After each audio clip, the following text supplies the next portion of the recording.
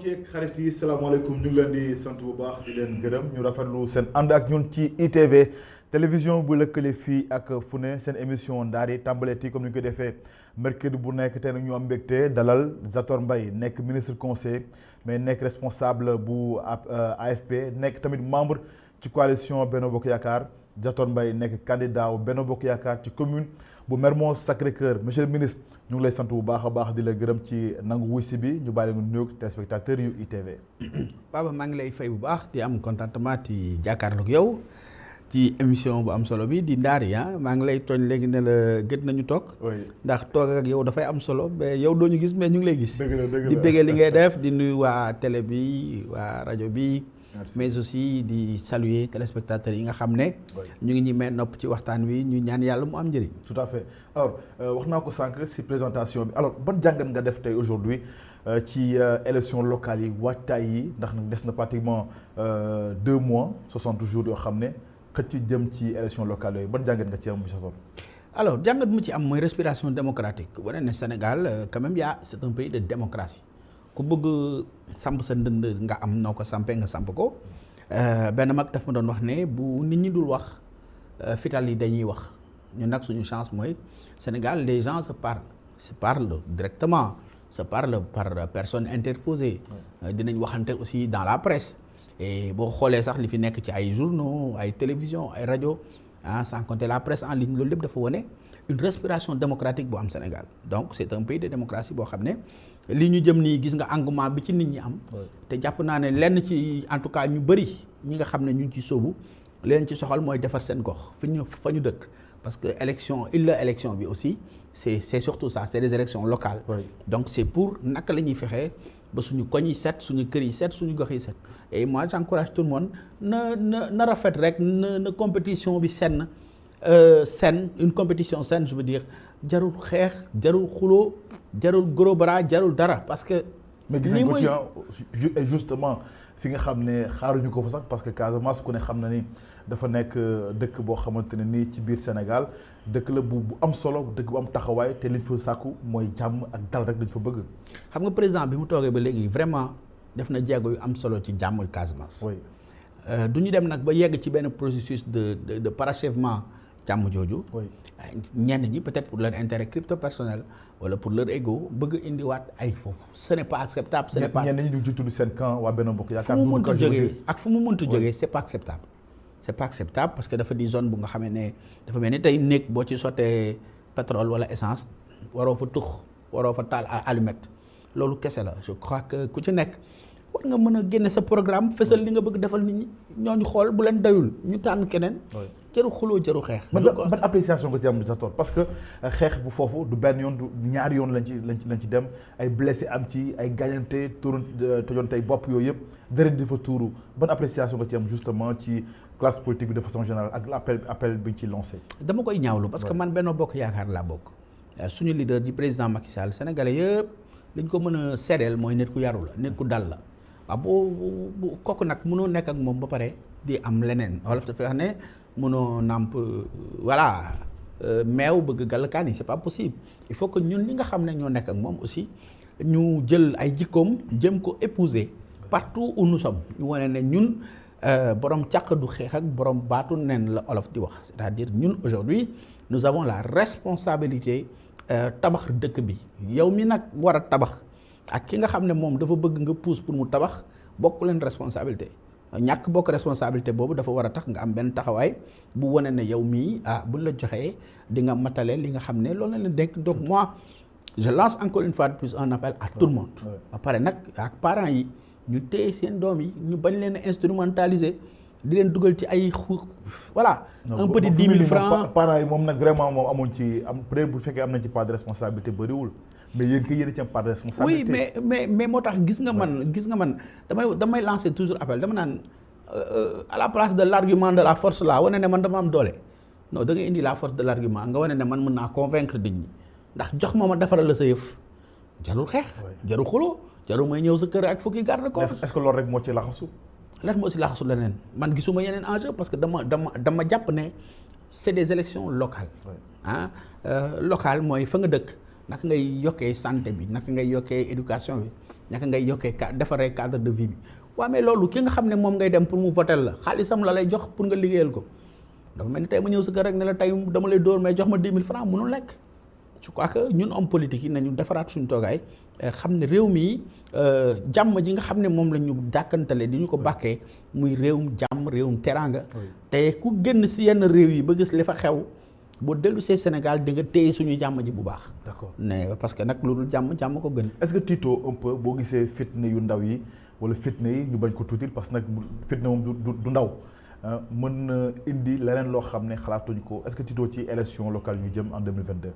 Inch'Allah. Man tiituma ci parce que nag l'État on a un État régalien force restera à la loi loolu moom il faut que mu clair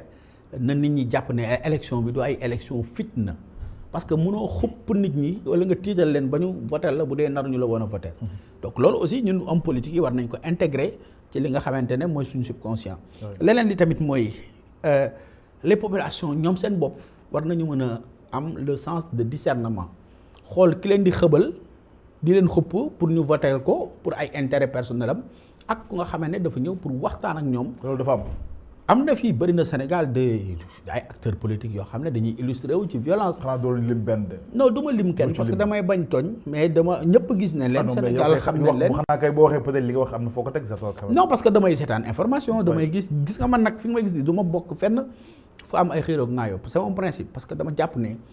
pour vraiment. mais ñan nga gis ñuy def loolu aujourd'hui tey ci langue politique. oui y en a beaucoup y a des leaders politiques ci loolu du ma tudd kenn. parce que comme ñan quoi mais du ma leen may non du ma leen may promotion pour mu leer ci Sénégal yi ñuy xam nga du ma may kenn xam nga Sénégal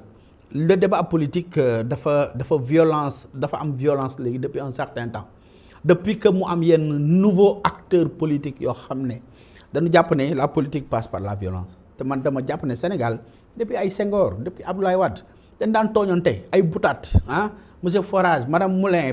et cetera c'était gai terewul woon ku nekk di nga wax sa morom mais li nga ko bëgg a wax tey nit ñi jàmm ak salaam la ñuy nekkee mais quand on vient maintenant da ngay gis ay gourdin da ngay gis ay affaires yoo nga xam ne pour man ce n'est pas ça la politique parce que képp ko jàpp ne yow da nga war a dem meeting yóbbaale sa yat ak sa jaasi mais demoo meeting quand même wala demuloo réunion politique. parce que réunion politique ban côté gis loolu je veux dire. non mais surtout dans l'opposition da nga koy gis am na ay leaders yu nga xam ne dañ koy prôné di ci wax non du ma tudd kenn parce que damay bañ tooñ ñoom ñëpp pratiquement moom ñu ngi ku ci nekk yaa ngi gis sa wet peut-être ay nervi ay gros bras yoo xam ne ñu ngi lay accompagner. En tout cas ce n'est pas normal man daal li ma bëgg a wax mooy ci tënk violence daal ñun acteurs politiques yi war nañ ko bannir ci champ politique bi fexe ba daal champ politique bi nit ñi ñame cee dugg si ñame cee ñëw liggéey si parce que damay dégg woy boo xam ne non yéen politique yi du ngeen dara du ngeen lii mais c'est à nous de polir la politique dañ koy poliré defar ko ba képp ku nga xam ne tim nga ko bu dee lekk di nga ko ñemee lekk. alors vous les gens de Benno Bokk Yaakaar lu tax ngeen accuser wala ngeen jàpp ni Pastef dafa nekk un parti violent. xam nga quand tu utilises dans la violence woo nit ñi génn leen mortal combat ñëw leen ñu reyante yow bu dee leader politique nga ngay woon nit ñi pour reyante jàmm taxul a jóg. est-ce que dafa woote reyante. mais bien sûr. lan mooy woote ñëpp dégg nañ ko yéen ñi couvrir ngeen. non mais lan mooy woote reyante. couvrir ngeen conférence de presse bu ne suba bés la boo xam ne acca na ñëpp génn pour la résistance non. mais résistance ça veut pas dire que. xam nga Sénégal oui. il ne devrait pas y avoir des hommes et des sous-hommes maanaam nit ak genn wàll nit amu fi képp koo xam ne man ak sama moroom ak keneen a ci yam ku yoon dab da nga war a taxaw wax ak yoon jaru xuloo jaru xeex parce que yoon ni muy setalee tey jii la mën a taxalee suba tooñ nga yoon day war a dal sa kaw tooñuloo yoon dala war a bàyyi. non mais question bi mooy lu tax ngeen wax ni waa Pastef dañoo violent. mais même dans le discours. Oui. Quand je dis waa Pastef sax c'est trop dire mais l'essentiel du message bi nga xam ne da nga koy sentir même dans les réseaux sociaux parce que ñun tam ñu ngi ci réseaux sociaux yi le manque de tolérance le manque ba ci yéen journalistes yi sax vous n'êtes pas épargnés ça c'est un phénomène nouveau au Sénégal am na sax journalistes yoo xam ne ñameetu ñu wax seen xalaat y a des chroniqueurs yoo xam ne léegi bu ñu bëggee wax dañuy koy lëmas parce que bu seen kaddu di daanu rek yat bi di dal seen kaw mais ça c'est un phénomène nouveau quand même Baba yaa ngi ci réseaux sociaux yi maa ngi ci ñeneen ak ñeneen ak ñu ngi koy vivre et fa muy jógee ñëpp xam nañ ko lu ne fang kenn du ko jeex mais li ma bëgg wax rek mooy aussi bien ces jeunes qu'on utilise pour yenn liggéey yooyu que mag ñi leen di utiliser pour di leen ko defloo ce n'est pas normal dama gëm ne la politique doit se faire dans la sérénité. man loolu laa gëm. alors est-ce que tey tournure investiture yi nu mu amee tey yaa ngi ko doon xaar justement au niveau de Benno Bokk Yaakaar seen coalition bi nga bokk. xam nga ñun Benno on a choisi librement d'adhérer à Benno parce que ñun dañ ci nekk ay acteurs ñun ñoo doon Benno Siggil Sénégal président Macky Sall moo nekkoon Macky 2012 et cetera y avait Benno Tanor ñu fusionné loolu yëpp def Benno Bokk Yaakaar depuis 2012 président Macky Sall nag sàmm kàddoom lool parce que dafa waxoon ne on gagne ensemble on gouverne ensemble kooku ba mu ko waxee AFP bokk na ci parti yi ko njëkk dégg ma fàttali fii ne avant 2014 ñun ci leen newoon li ñu gis mooy ni Benno tëddee nii prochaine élection présidentielle ñu sampat le président Macky Sall ça nous a coûté ce que ça nous a coûté parce que même amoon na ay remous suñu biir parti ba mu am ñu d'accordul woon génn dem l'histoire nous a donné raison parce que sax ña ñu doon ŋàññ fekk si nañ ñu ci loolu xam nga tey boo xoolee géopolitique bi Sénégal li ko wër yëpp nañu xool safara sang fay tàkk et cetera dafa laaj donc ñun ñu am benn stabilité dëkk la ñu boo nga xam ne am na pétrole am na gaz am na et cetera am na dëkk yoo xam ne du leen bàyyi mukk ñu doxal lool liy war nag mooy classe politique bi am responsabilité loolu moo tax président Macky Sall bi mu toogee c'est la première fois dans l'histoire politique nga gis un président de la République bokkul ak président assemblée bokkul ak yeneen institutions yi parti daf ko def parce que dafa def partage de responsabilité yaatal ubbeeku ci loolu la ñu nekk depuis loolu nag les gens avaient dit non Benno day tas bu ñu ñëwee ci investiture bi mu tas bu ñu jógee ci élection ba mu tas mais boobu ba léegi Benno ngi gën a am doole Benno mi ngi gën a taxaw buñ saa élection nag ak tànneef moom metti parce que metti na ci kiy tànn waaye metti na ci ki ñu tànnul xëy na sax léegoo-léeg mu metti sax ci ki ñu tànn parce que bu sañoon moom ak ki ñu tànnul dañuy ànd liggéey mais Benno aujourd'hui est encore plus fort parce que élection yi passé gis nañu ni mu demee et puis ma fàttali ne depuis 2012 on a gagné toutes les élections toutes. D'accord alors fi ma bëggoon ñu ñëw justement Zator mooy niñ ko doxalee tey parce que moom Macky Sall chef de l'APR mais également chef Benno Bokk Yaakaar wax na ko ne lu mu bëgg mooy ñu bañ a amal benn liste parallèle ci ay gox yu bëri ci Sénégal loolu ñëpp dégg nañ ko mais bu ñu gisee tey yéen ñoo xamante ne seen membre la ñu bokk ci coalition Benno Bokk Yaakaar samp seen ndënd ber seen langue défier Macky Sall njiitu réew mi ban appréciation nga ci am est-ce que loolu tey ngeen doon xaar ci seen parti bi wala seen coalition bi di Benno Bokk Yaakaar. man daal li ma xam mooy man fa ma bokk muy AFP suñu président parce que ñun président Macky Sall du wax ak man du wax ak keneen président Moustapha Niasse lay waxat moom wax na ak ñun li mu ñu wax dégg nañ ko. Moussa wax président Macky Sall. non dañuy wax ak moom mais dama la bëgg wax ne dans le cadre politique si suñu organisation coalition bu ñu amee lu ñuy wax président président Moustapha Niasse mooy suñu yoon ci moom la mu koy wax daf ñuy doy moom tamit li mu ñuy indil daf ñuy doy maintenant nag en politique dafa am ku nekk sa liberté bopp parce que bu fekkee ndare dañu ne ñun ñoo accepté nekk ci coalition da ngay nangu bu neexee mais bu naqaree da nga ko war a nangu parce que tamit il faut pas que nit ñi foog ne ce sont les mêmes personnes toujours qui doivent être élues il y aura beaucoup d'élus souvent comme on dit en français mais il y aura beaucoup d'appelés mais peu d'élus parce que Sénégal tam yemul ci ñun acteurs politiques yi rek am na ñoo nga xam ne xëy na mosuñu takk benn ndombal tànk te sonn nañ ci li doxal réew mi est-ce que ñooñu du waruñu woon mériter ñu tabaleen mais boo nee man la ñu war a tab bu dul man du kenn foog naa loolu yàlla may nga jàppee ko liste parallèle yi aujourd'hui au sein de la mouvance présidentielle lu may ñaawlu la parce que bu ma sañoon ni ñu démarré ba léegi la ñuy continuer di ànd parce que élection 2014 yi war nañu ne gox yu bëri yu ñu ñàkk liste parallèle yooyu moo taxoon ñu ñàkk ko parce que bu ñu dajalee suffrage yi dañ doon romb de loin yenn communes yu nga xam ne dañu ko ñàkk donc man du nekkul lu ma rafetlu parce que su ma sañoon ki président tànn tey ñun ñëpp ñu ànd ak moom parce que yeneen i échéance a ngi ñëw ci kanam te xëy na buñ la tànnulee tey suba war nañ la mën a tànn. je prends le cas de Dakar capitale bu Sénégal seen naataango bokk ci yéen Benno Bokk Yaakaar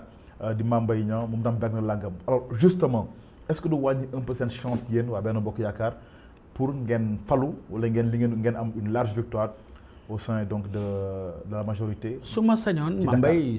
Mame Mbaye dafay ànd ak ñun comme ni ñëpp xam nga politique des fois ku ci nekk ak comme li ma wax sànq rek sa liberté bopp mais li ma mën a wax te gëm ko man li ma gis ci ñi ñu investir à Dakar mooy avec Mame Mbaye ou pas Benno Bokk Yaakaar va gagner. c'est clair le capitaine c'est le président de la République l'entraîneur c'est le président de la République classé na ay joueurs am jël na Diouf Sarr tagal ko brassard capitaine ñun ñii ñëpp ku ci nekk teg nañ la poste siffle la ñuy xaar ñu dugal suñu bi mais est-ce que jàpp nga ne acte Mame Mbaye Niang bi lu war la wala également yéen sax Benno Bokk Yaakaar déggal nañu le chef de l'État wala Macky Sall président bu coalition bi. tu sais en fait mënuma dem jusqu'à ce niveau de jugement parce que dama jàpp ne. parce que bu waxee gars yi teggi waxam jëf leneen kon parole am dëgër bu mu war a am des na. tu sais Mame Mbaye il est membre du cabinet du président de la République. il est le chef de cabinet du président de la République. mais jëf gi moo tax may wax jëf gi. waaw mais xam nga ku ci nekk ak sa jëf yow yaa koy assumer yow yaa nekk le responsable de tes actes man aujourd'hui ce qui m'intéresse c'est de voir comment faire pour que Benno Bokk Yaakaar gagne fa laa nekk ci loolu laa nekk. man ci loolu laa nekk ci lay xëy guddeeg bëccëg parce que dañu sas teg ñu pour ñu gagner. maintenant wax nga ko tey boo sañoon moom mu ànd ak yéen. su ma sañoon wax naa la loolu koy peut-être yow am nga ci leneen loo xam ne. peut-être mais ñun ñëpp am nañu kilifa suñu kilifa mooy apprécier. ku ci nekk su moment bi jotee la ca war dana ko def. lan nga jàpp ne moom moo ci war. moom moo xam parce que suñu kilifa la. parce que nag waxu kilifa wàllu sant. waaw mais xam nga kilifa doo ko ne defal lii. déet moom gis na pas defal lii. moom xam na am na lu mu xam lu bëri lu ma xamul. dama jàpp ne élection yi bu jeexee. wala Macky Sall moo nekk ci ginnaaw liste bi comme ni ko waxee. man loolu yëguma ko parce que li ma yëg daal mooy président Macky Sall Benno Bokk Yaakaar la ne su sañoon Benno Bokk Yaakaar mooy gagné. man loolu laa dégg jusqu'à plus informé loolu laa jàpp. keneen ku def leneen ci beneen cadre je pense que yow la engagé. moom la engagé alors bëgg naa également ñu wax ginnaaw Dakar ay gox yu bëri yoo xam ne ñu ci bëri jàpp nañu ni mën nañ leen fa fal mais surprise moo fa am betteel gu bëri mais justement dama bëgg rek Zator ñu ñëw ci AFP Dakar ñaata ngeen ñu xam ne ay responsable AFP ngeen bokk ci Benno Bokk Yaakaar ñu investir leen fa ñu nekk tey au sein de la majorité ci Dakar. alors élection yi passé je pense que l'AFP avait à Dakar parce que ma fàttali élection yi passé taxawu Ndakaaru dafa demoon ak Benno Bokk Yaakaar Benno Bokk Yaakaar bi mu demee sur le territoire départemental benn mairie presque la fi gagné muy la mairie de Yoff ñun suñuy camarades amoon na ñu bëri ñu nga xam ne dañu demoon ci biir taxawu Ndakaaru mooy coalition boobu biñ fa demee amoon nañu lu tolloo 4 maires à Dakar. élection yi bi ma xoolee ñi ñu investir on nous a investi sur 3 mairies xam nga nag yooyu yëpp ci politique dafay am parce que politique léegoo-léeg ñu ne la jël naa lii wala jox ma lii ma jox la lee parce que ku ci nekk ay arrangement la yoo xam ne fañ koy defee man du ma ko fekkee suñuy kilifa ñoo koy def mais in fine li ma mën a jàpp rek mooy l'objectif c'est de jouer collectif parce que Dakar dañ ko xeexee jël mairie bi di ko xeexee ba finalement la mairie n'a même plus de sens non Dakar dañ koy xeexee maanaam ñi ko yore dañ ko doon xeexee état dañ ko jël def ko outil politicien même pas politique. Ah bon? Mais bien sûr. ñi ko yor ñan. mais ñi ko yor nii waa taxawu Ndakaaru man dama leen di citer ñoo ko yoroon pendant presque depuis 2009. indi crise entre état central état mais xam nga maire yi boo ko yoree jàpp ne yow da nga war a xeex état bi nga xam ne programme am yi mu yoree moom ngay fexee wàcce ko ci suuf.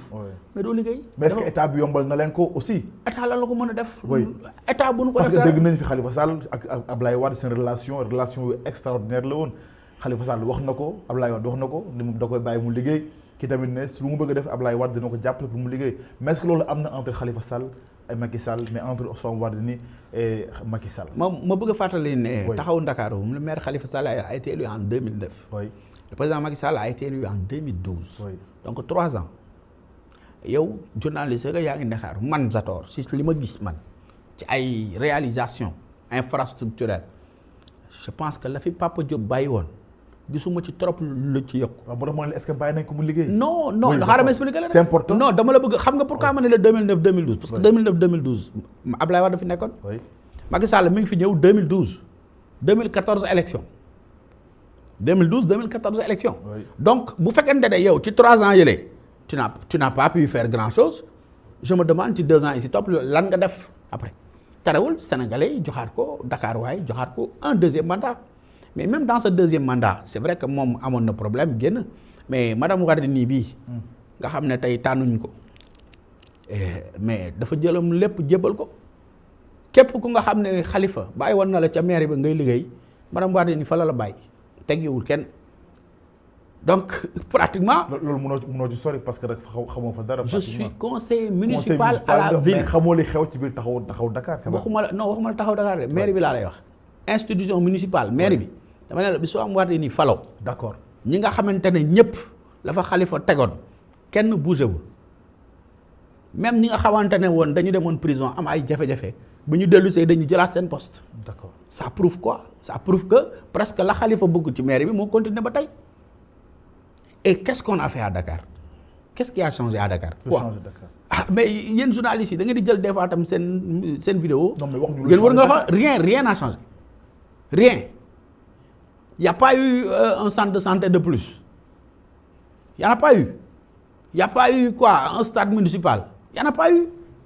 lan moo fi changé. da nga wax ni moom bilan 2009 ba tey jii zéro la à la ville de Dakar. La ville presque bi fii la ville est monotone dafa jot. ñu jox ville ku nga xam ne am na idée yu bees. non dama ne ndax bilan bi c'est zéro ou pas. wala mais s'il y avait un chiffre moins que zéro j'aurais mis moins que zéro parce que d'abord am na sax yenn maire yoo xam ne mais faalewu ñu woon après maire Dakar te ak acte 3 bi am na lu nga xam ne maire Dakar mënu ko def te àndu ceeg maire yi am na maire yoo xam ne après bon mais bu ñu amee réunion sax du ñu dem dafa jot nag waa Dakar waa yi ubbi seen bët xam ne seen outil bii di maire Dakar. dañ ko yàgg jël di ko xeexee di ci régler ay problèmes personnels dafa jot ñu jël outil boobu liggéey Ndakaaru indi ay infrastructure def yeneen i accès nit ñi gis seen bopp ci Ndakaaru a toujours des bidonvilles à Dakar. Il y a toujours des bidonvilles dugal Grand Yoff dugal HLM Grand Médine li may wax ni c'est du concret dugal Ngor dugal une partie de Grand Dakar et cetera mairie bi waroon nañ ko mën a sentir boo xoolee projet yi fi xaw a tane génn fii c'était projet de l'État central moo ko def te loolu nag dafa jot ñu am maire boo xam ne war na mën a déggoo ak président de la République ñu war a mën a jël ay programme mën ko wàcce maire du pouvoir nga bëgg wax peut-être. xam nga maire mën nga nekk opposition muus mën a liggéey ak pouvoir. ah mais ñi fi nekk opposition lañ wala nga bëgg wax wala ñoom muus. mais liggéey ñu parce que dañu jël outil bi di ko xeexee loolu laa lay expliquer jël ay nit di leen utiliser embaucher leen pas sur la base de la qualification mais sur la base du clientélisme. ah bon jël leen pour ci maire ville de Dakar jël leen pour ñuy xeex. te pourtant loolu ñuy wax seen président parti au conseil des collectivités territoriales conseil économique social environnemental dañuy yàpp ni peut-être ay structure la yoo xam ne pour caser clientèle politique. xam nga au conseil des collectivités territoriales ñoo fa nekk c'est des élus c'est des maires. mais dama ne comme ni nga waxee dañuy caser xaaral ma expliquer rek dama lay expliquer. foofu leen caser ñoom tamit. xam nga au conseil comme xam nga un maire conseil économique. un maire qui est élu. oui kooku kilifa la bu ñëwee ñu ne il faut que ñu am ñoom maire yi. assemblée bu ñuy waxtaanee pour di fa teg seeni problème pour état di ci indi ay réponses c'est normal. nga jël au conseil économique social et environnemental. la dimension environnementale ñu ngi ko dugal boobu man bokk naa ci député yi voté loi boobu ci 12e législature. parce que la question verte la question de l'environnement économie verte dafa méngoo ak jamono mais foofu boo fa demee tu as des chefs d'entreprise ñoo fa nekk kon da nga bëgg a ñooñu du seeni ñooñu du ay salaire moo leen fa téye. lu leen fa téye. non ñooñu c'est des gens yoo xam ne est-ce que sax am na si ñoo nga xam ne est-ce que dinañ jël salaire parce que am na si ñoo xam ne mën nañoo fay ña fa nekk ñëpp mais dañoo soxla seen xel ak seen xalaat sur des questions précises loolu moo tax ñu ne conseil économique social et environnemental mais dama ciy jukki kenn rek dinaa ci jukki ku mel ni Émile Wardini nga xam ne ma nga fa di frère Soham Wardini ma nga ca conseil boobu kooku salaire boobu ñu koy jox foofu wala indemnité boobu soxlawu ko c'est un opérateur économique ñooñu dañoo soxla seen xel ak seen xalaat y a des syndicalistes ñu mel ni ay Mademba Sock ak ñooñu mais ñooñu lan la ñuy def foofu ñëwuñu fa pour ay prébendes mais dañu ñëw pour indi seen contribution ci liy doxal réew mi te nag la démocratie a un coût wax naa la sànq ne la respiration démocratique dafa war a am à tous les échelons de la base au sommet tey jii boo jëlee la ci acte 3 de la décentralisation dafa jëmmal bu baax le conseil de quartier conseil de quartier ci quartier bi ñu xam quartier bi lan moo fa nekk est-ce que quartier bi am na ay agresseur est-ce que quartier bi am na suuf am na xeer ñu ngi fay sotti gravat est-ce que lampe yaa ngay tàkk loolu buñ ko amulee conseil buñ koy waxtaanee maire ak lu mu baax du ko xam c'est ça. bu dee maire bi dëkku fa. maire dafa war a dëkk. fa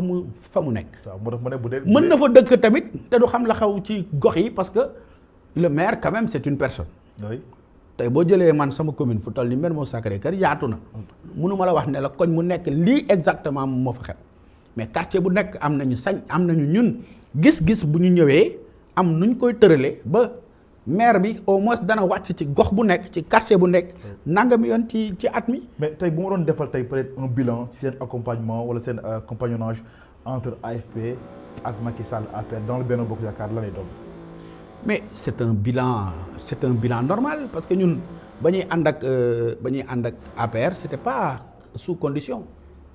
dañu ànd gagner ensemble gouverner ensemble pour l'intérêt du Sénégal te gis nañu ne président Macky Sall mi ngi teg réew mi ci yoon donc ñun suñu intérêt bu ñuy noter suñu compagnonnage dañ koy noter sous le prisme de réew mi ngi jëm kanam. kon jàpp leen ni fi mu ne nii ngeen amoon as néew dafa wàññeeku ak seen àndandoo ak APR maanaam fokkatu lu bëri ci yéen. xam nga Baba. àdduna fi mu toll tey gis nga même les partis là individuellement là pour man à terme ça va disparaître xam nga lu tax tey jëlee États-Unis ñaari bloc moo fa nekk démocrate républicain le jeu est clair. États-Unis nga wax de waxoo Sénégal. Au Sénégal on doit arriver à ça man gisuma Sénégal dëkk boo xam ne 16 millions presque c'est l'équivalent d'une ville aux États-Unis nga ne di nga fi am 300 nangam parti amul sens. Le jeu est complètement confus kenn du xamee kuy dóor ak kuy saaga ak kuy gàmmoo kuy ras dem. mais mooy Benno Bokk Yaakaar bi rek. suñu responsabilité nag non Benno Bokk Yaakaar nag. dafa fédéré.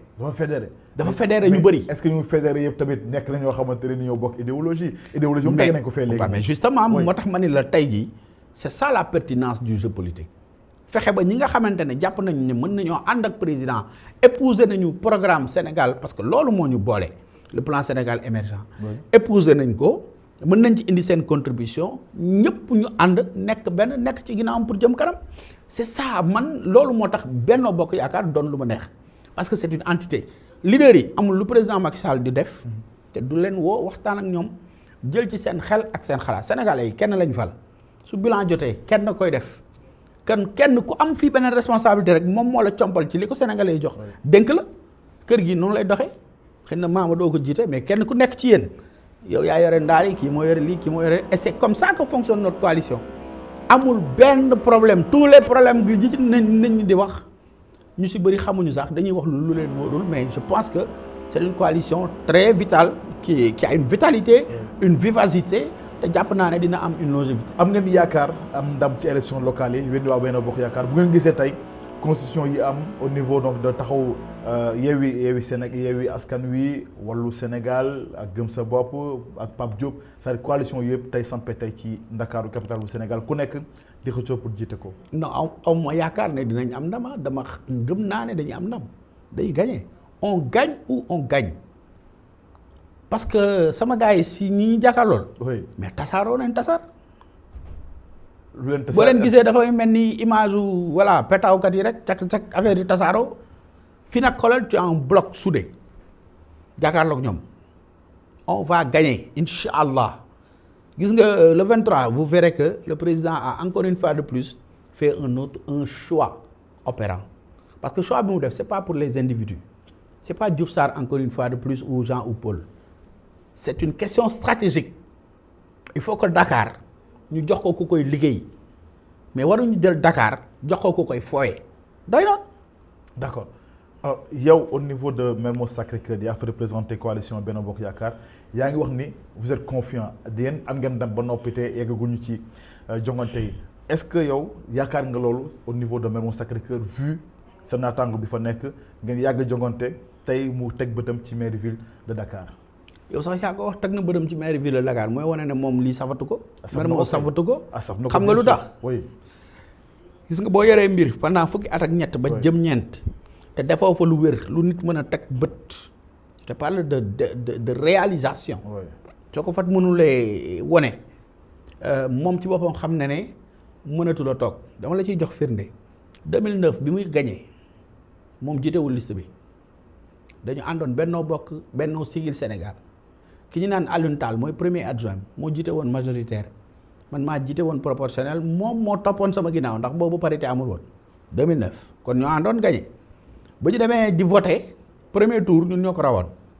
après mag yi tax ba mu gagné 2014. jiitewul liste parce que xamoon na ne bu jiitee liste du gagné Soham Wardini mii moo jiite woon liste Mermoz ak ku ñu naan Racky Wane noonu la demee moom mi ngi woon ci biir liste bi dafa nëbbatu woon Khalifa Sall moo ko campagnal ak Ousmane Tanor Dieng yàlla na ko yàlla yërëm bii nag xamaguma kan mooy jiite liste Mermoz Sacré-Cœur ci seen camp mais ak ku mu mën a doon ku mu mënta doon dama bëgg wax ak sama concitoyens yi dañu doyal ci ñu ñuy tayle maanaam di votel ko nga xam ne suba xamoo ki mu la fiy tegal ndax sénégalais yi waa commune ba ñuy voté 2014 ñu bëri dañuy jàppoon sax ñenn ñi bi ñuy dem voté Khalifa la ñuy voté directement ñenn ñi jàpp ne Soham la ñuy voté ba ñu paree saa yu ne tëll jël affaire ba dem méthode yooyu la ñu doyal dañu bëgg ñun ñi nga xamante ne ñoo seq le jeu politique de Mermoz ñu toog jàkkaarloo autour d'une table ku ci nekk wax moom am na bilan bu dee am na bilan na ñëw nañu def naa lii. kon débat ngeen bëgg. na ñëw nañu def naa lii waxtaanee cette commune. mais way nañu ak moom le maire ak yéen. le débat doit est-ce que pare nga pour loolu. mais bu nay doon suba le débat doit être sain xam nga man maa ko njëkk ci maire bi moom moo ma magee 2 ans mais maa ko fa njëkk parce que 2002 laa njëkk nekk conseiller moom il est venu en 2009. mais loolu ça ne veut rien dire. non je veux simplement te dire que ni dama xam fa ma dëkk commune bi dama ko xam tey jii boo gisoon ku gaañu yaa 10 ans. buy dellu bu dekki woon dellu si day dox rek dugg këram. dara changé wul mais maa ko gën a xam. yaa ko gën a xam mairie bi. man fi ma dëkk maa ngi dëkk Sacré-Cœur laa dëkk Sacré-Cœur laa dëkk. xeer ya fa newoon suuf sa fa newoon bu moo fa ne ba tey ci mairie boo xam ne am na lu ëpp 3 milliards de budget c'est pas acceptable. toutes les grandes sociétés aujourd'hui ñu ngi installé si VDN bi suñu commune cité Keur Gorgui yi xoolal li fa nekk ci ay sociétés est-ce que gis nga fa tali bu baax est-ce que gis nga fa couloir bu ñu pavé wala couloir sax bu ñu dër. amu fa préoccupation nekkatul mairie bi moom mi ngi ci yeneen i préoccupation li muy yóotu ville de Dakar yëpp du pour liggéey ville de Dakar de c'est pour jëriñoo ville de Dakar taxaw encore pour jël instrument bi xeex le président de la République. Zator parce que xam lu ma bëgg parce que tamit waxal ko loo xam ne am na intention wax nga ko mu dégg nga ko mu wax ko ñëpp dégg. mooy lan defar Dakar ak Dakar waaye dégg nga ko. mais kalaa defar Dakar nga defar Mermoz man li may wax nii waa Mermoz Sacré-Cœur yaa ngi may dégg dama lay wax Mermoz Sacré-Cœur ñu ngi may dégg li ma fa gis ci réalisation sañ naa ko wax parce que man iñaanu ma boo demee Baobab def na fa terrain. boo demee Karak am na benn terrain bu mu fa def Sacré-Cœur 0 Mermoz 0 te quartier yooyu moo ëpp ci commune bi li may wax nii nit ñaa ngi may dégg bu fekkente ne du dëgg rek nañ ma ne li nga wax du dëgg. donc su fekkente ne yow fa nga nekk boo jëlee 3 milliards soo ko multiplier par 7 ñaata la ça fait 20 milliards 20 milliards commune boo ko dugal war na feeñ 20 milliards laa wax de 20 milliards ba bëri na de man de Sacré-Cœur gii ma dëkk su ma joxoon 100 millions tey bu subaa ma transformé sama ko 100 millions laa wax de waxuma la 1 milliard 100 millions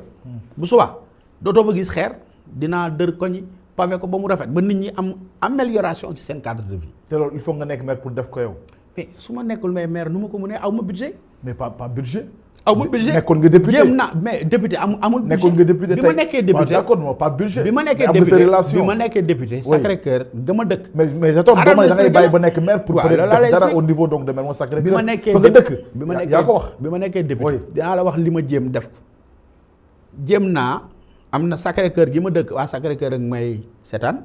am na fa ñaari tali yu nga xam ne dafa yàqu woon man maa ko dem wuti ñu defar ko ata jàppale ma defar ko ñu nga foofu tali yi dëkkuma fa ndax ñi fa dëkk ñu mën nañ seede lii boo ñëwee buntu AFP loolu di jardin boobu ñun ñoo ko dem lijjanti ci état ci canal bi dan naka ba bu ñu koy defar dafa ne kenn du ko laal il a fallu que police ñëw foofu di surveiller travaux yi ba travaux yi pare kooku jëm naa ko bi ma nekkee député ci samay relation ndax député amul budget ministre conseiller amul budget tey lamp koñ yi sax su ma jéemee defar ñu ñëw arrêté ma ne ma maire nee na bul baal suñuy lamp parce que c'est le maire qui doit le faire mais damay dem jënd samay lamp privé ñu jox nit pour mu defar. tu l'as fait yow def nga ko. ci laa dëkk barki démb rek ñu ngi changer ay lamp mais da ngay changer gars yi bu ñu ñëwee ne la non waroo ko laal te muy dëgg waruñ ko laal parce que c'est la mairie moo ko war a defar mais koñ bi lëndëm na lëndëm nga xam ne dem ci guddi rek ay agresseur am na fa dóorante jaasi parce que sécurité bi njëkk mooy éclairage public waaw bu mbedd yi lëndëmee mais nit ñi ci la ñuy porondool ak travaux yi moo tax tamit. non du travaux ça n'a rien à voir avec les travaux heureusement ba sax ñun travaux yi. parce que travaux yi moom pratiquement moom porte lampe moom desatul ci. non li ma lay wax ci biir koñ bi la ci biir koñ bi affaire yaa nga fa. lan mooy seen rapport yi ñaar dafa mel ni ñaar amu leen benn rapport. Barthélemy mais suma xarit la on a de très. buñ xarit la peut-être ci télé non buñ toogoon nii Barthélemy buñ toogoon nii nga ni déedéet amuñu problème tu sais. nekk nañu député à l'Assemblée nationale pour wan la ne moom du liggéeykat même assemblée li mu daan ñëw bëriwul man secrétaire élu laa woon moom secrétaire élu la woon mais bu ñu génnee programme ñi war a siéger man damay jël sama wàll jëlaale wàllam et je le faisais avec plaisir parce que pour man dañ ma fay pour ma liggéey fayuñu ma pour may defee leneen mairie bii ñuy waxee nii mairie bii day woote conseil municipal te du toog du ko présider Alioune Tall moo koy présider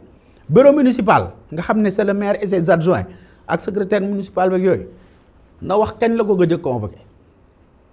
ay at a ngi nii bureau municipal amul te c'est le bureau municipal qui définit l'ordre du jour du conseil municipal waa léegi kooku deful loolu nga ni yow lu ndaw lii mënoo ko régler nga ni nan la jox lu mag li nga régler ko foo koy régler bu ñu nax nit ñi bu ñu nax sénégalais yi bu ñu nax askan wi ndakaaru xeexee nañ koo xeexee mais doy na il faut arrêter nit ñi liggéey pour Dakar jëm kanam parce que Dakar quand même c'est la capitale du Sénégal. yow sa priorité tey aujourd'hui au niveau de Mermoz Sacré-Cœur lan la ci gàttal priorité loo xam ne mënul xaar. d'abord fi ma koy njëkk a tàmbalee mooy ci gouvernance locale bi parce que dama jàpp ne dama war a changer ni ñuy gérer mairie bi dama xalaat man bu ma egsee ci li may njëkk def budget bi danañ ko def en ligne ñëpp gis ko population bi ñëpp daañu ko gis xam li ñu am fan lañ koy dugal benn ñaareel bi gox yi dañ leen di jël def leen ay district maanaam gox bu nekk dañ koy def 6 zones yoo xam ne maire bi ci at mi dana def 6 zones benn bu nekk dina ko def benn yoon. Sacré-Cœur Mermoz Amitié voilà dañ koy pàccee. d'accord nga xam ne doo toog at te doo dugg ci benn gox. mais loolu am na déjà ak. non amu fii non amul musu ko def man Sacré-Cœur laa dëkk. li may wax nit ñaa ngi may déglu lu dul dëj ak yenn yi nga xam ne peut-être dana jaar xool donc loolu dama jàpp ne dana permettre nit ñi am une proximité avec le maire pour di mën a gis maire di waxtaan ak moom. ci suñu programme aussi jàpp nañ ne fas nañ yéene bu ñu toogee semaine bi yëpp mënuñu ko passer di recevoir mënul nekk mais dinañu jël ñaari fan yoo xam ne dañu koy recevoir askan bi pour di waxtaan ak ñoom di xool seeni problème leneen li tam loo xam ne bëgg nañ ko def mooy xam nga mbirum formation. école de formation yi ëpp ci yi gën a baax ci Sénégal presque ñu ngi suñu commune dañoo bëgg ñun tabax ak école de formation yooyu ay conseil d'administration mairie bi bokk ci participer ci nga xam ne doomi gox bi école yooyu da leen di former gratuitement ci wàllu santé dañu fas yéene li nga xamante ne nii surtout mooy poste de santé bu Sacré-Cœur ak bu Liberté 4 ñu améliorer le plateau médical parce que dañu bëgg à travers la CMU ñu jàppale jigéen ñi jàppale xale yi ku ci nekk nga mën a adhérer nga xam ne sooy faju doo fay maire bi mën na def loolu leneen li nga xamante ne aussi jàpp nañ ne war na mën a am muy ASC yi ci gox yi parce que dañoo bëgg ñun teg programme le quartier le plus propre ñu bëgg ko jaarale ci ASC yi compétition lay nekk compétition bu seen ASC yi ay at a ngi nii jotuñu seen subvention man de incha allah bu ñu gañee subvention bi fu ñu ko nekk dañ koy doubler ASC bu nekk dana yegg ca 2 millions ba pare dañuy tegaat cagnotte bu nga xam ne dañ lay jàppale pour que gox bi ASC bi mën au-delà des activités culturelles et sportives dugg aussi ci li nga xamante ne mooy nettoyer gox bi mooy surveiller gox bi quartier yi dañu koy sécuriser damay créer sax concept citéiser les quartiers yi dañu koy def ay barrières def ko ak gardiennage ci xale yi lañu koy jëlee ñi nga xam ne fa la ñu dëkk pour que bu 20 heures jotatee ñu wàccee suñuy barrières. mais barrière nga wax de. waaw ci koñ yi am na koñ yoo xam ne il faut les sécuriser yow boo duggee si koñ bi ñu xam fa nga jëm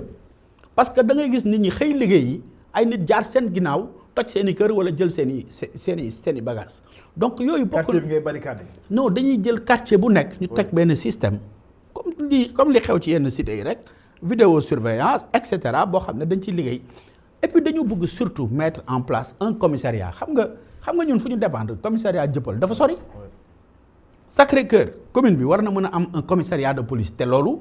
am nañu possibilité tabax commissariat ministère de l'Intérieur jàppale ñu. est-ce que am na espace bi. on a beaucoup d'espace am nañu espace bu nga xam ne war na mën a abriter loolu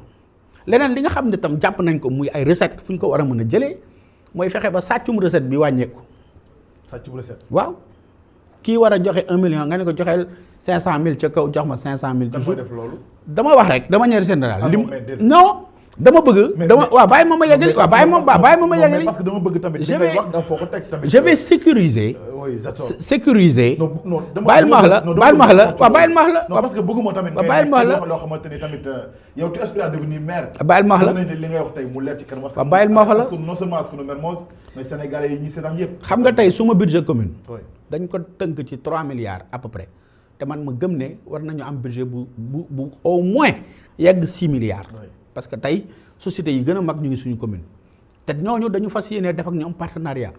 boo xam ne tey société bu waroon a fay 1 million ñu ne la fay ñu 700000 waaye jëlal ñu nangami xale ñu fay liggéey loolu la ñu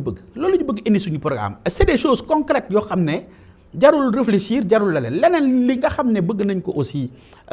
vraiment actionner ko ci suñu levier mooy favoriser le partenariat public privé. D'accord. On a beaucoup d'espace yoo xam ne war nañ ko mën a utiliser def ci ay aires de jeu pour xale yi def ci ay espace de repos pour mag ñi. mais jàppale jigéen ñi autant de choses yu nga xam ne xëy na émission bi du doy pour ñu décliner ko. d'accord mais dama bëgg ñëw ci point bi parce que accusation nga def parce que bu fekkee da nga ne foo war a fay 200000 nga fay fa 100000 loolu accusation la. xam nga loolu c'est connu de tout le monde xam nga je veux apporter une rigueur. mooy def loolu wala kan moo def xam nga lu ma bëgg. oui tu sais man. non foo mu leer bàyyi ma wax waaw bàyyi ma. xam nga man dama bëgg rek nga leeral Sénégalais yi ñu xam ne exactement. li ma bëgg wax naa la li ma la nee naa la tey boo tënkee suñu budget amul sincérité li naan un budget doit être sincère ça c'est la loi c'est-à-dire budget bi amul sincérité maanaam li ñu lay déclarer ne loolu moo fi ne war na ko mën a romb di dem loolu laa wax. tey xoolal parking yi ëpp Sacré ci dëkk bi Sacré-Cœur la nekk da ngay gis benn parking ñaata ngay fay mën a 200000 te kooku war a mën a fay 500000 foofu laa la wax ne on va capitaliser les recettes parce que dama wax ne bëgg naa def lii mais loolu yëpp soo ko bëggee def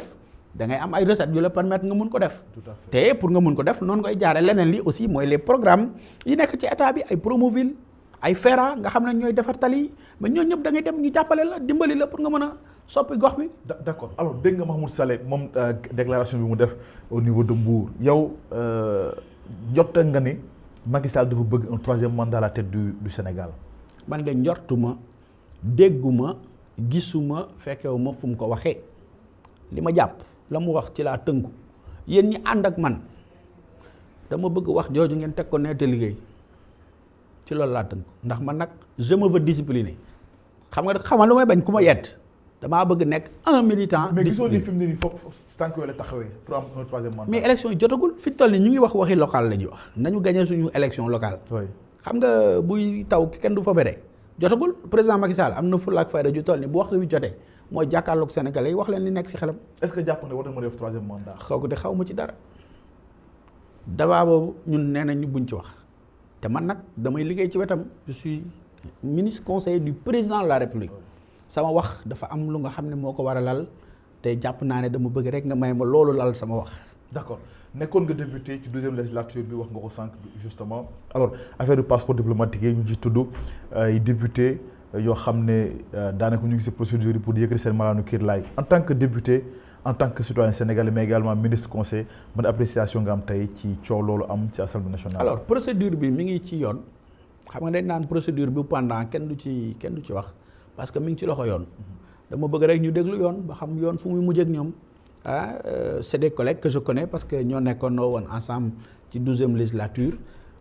li leen dal yéenewuma leen ko parce que kenn du yéene kenn lu bon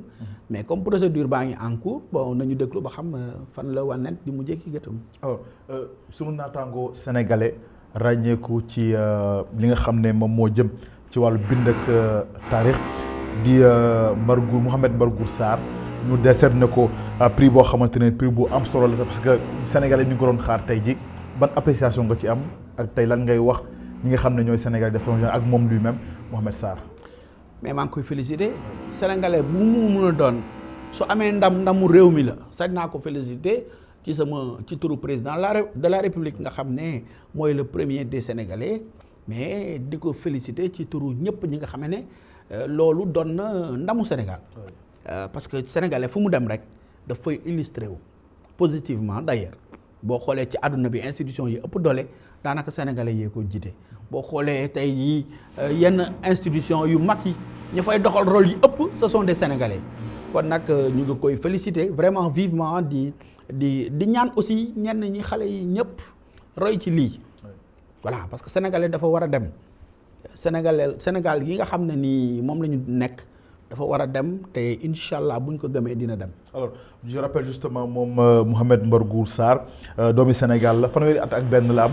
gagné prix bi xam ne jëm ci prix Goncourt téere bu mu bind nag mooy la plus secrète mémoire des hommes ñu ko ci ndokkale bu baax a baax alors est-ce que ànd nga tey ñu appliquer passe sanitaire fii ci Sénégal Zator Mbaye. ça dépend xam nga passe sanitaire dafa am ñi nga xam ne ñoo nekk ci santé. bu ñu jàppee ne dafa war ñu def ko pour dànkaaful yi ñëw dama si ànd mais lépp loo gis nañ ko waxtaanee ba nit ñi comprendre luy passe sanitaire naka lañ koy fexee ba am te bu ne tëll rek ne rel gars yi nii ça peut choquer mais lépp loo gis xam nga président am na méthode boo xam ne c'est une méthode pédagogique nga xamal nit ki en tout cas moom loolu mooy bëgg-bëgg ma mais il a raison il a bien raison parce que fi ñu jëm nii dafa am loo xam ne suñu ko defulee leneen dana dalaat suñu kaw mais mbas bi wàññeeku na ba pare non wàññeeku woon na fi ñu jékki-jékki mu ñëwaat est-ce que dañuy toogaat ba mu ñëwaat ñu ne lu ñuy def déet moo tax mu dànkaafu ndax gouverner c'est prévoir kon loolu mu nga xamante ne nii wax na ko ñun ñëpp ci war a ànd war ci solidariser wu war ci jàpp ne war a xam ne ce n'est pas dans l'intérêt exclusif du président de la République mais c'est dans notre intérêt à nous tous ndax kat corona attention xalu ndéef la waaw fi ñu toll nii. waxtu mu ne mën na jax-jaxi daal voilà. alors Moustapha Niasse nekk ba tey ci boppu seen parti bi di AFP est-ce que yéen a ngi préparé parce que annoncé na retraite am ci en 2022 je pense bien est-ce que noppi ngeen di waajal ak bërit xool kan moo ko fay wutu bu demee noppalu ko ji dem dallu. xam nga noppi moom processus la maanaam pare. Dans le cadre d'un parti politique, ça répond à des normes, ça répond à une organisation interne, le renouvellement des instances, après njaayum carte mi etc. buñ ca yeggee AFP c'est un parti responsable AFP defagum na lu mel ni 3 ou 4 congrès bi ñu ko sampeek léegi kon AFP ragalul lool mais lépp loo gis ca ba mu jotee wax na moom li mu bëgg militants yi ñu ngi koy topp parce que ñun ñoo ko doyloo ne ko yow yaay suñu njiit xam nga tamit àdduna bi tamit c'est un peu compliqué yow yaay tànn ki la neex nga ne ko jiital yow yaay sama njiit tey bu doon julli fii ñun ñëpp ñu taxaw sañ nga ma ne Zator doo ma jiite parce que doy ma la ñun ñoo ko tànn nañ ko bàyyi ñun ñëpp ngi ci parti bi di liggéey ak moom. ma bëgg wane ne rek loolu mu wax noonu du lu bees yàgg na ko wax tey boo xoolee parti bi AFP parce que ñiy doxal parti bi ñëpp ay ndaw lañ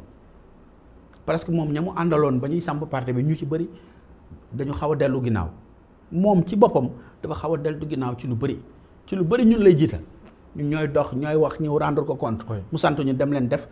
li ñu koy ñaanal mooy mu yàgg fi en tout cas parce que c'est un homme d'une grande expérience c'est un sage Moustapha Niasse yàqalul kenn dara Sénégal gi vraiment yàqalu fi kenn dara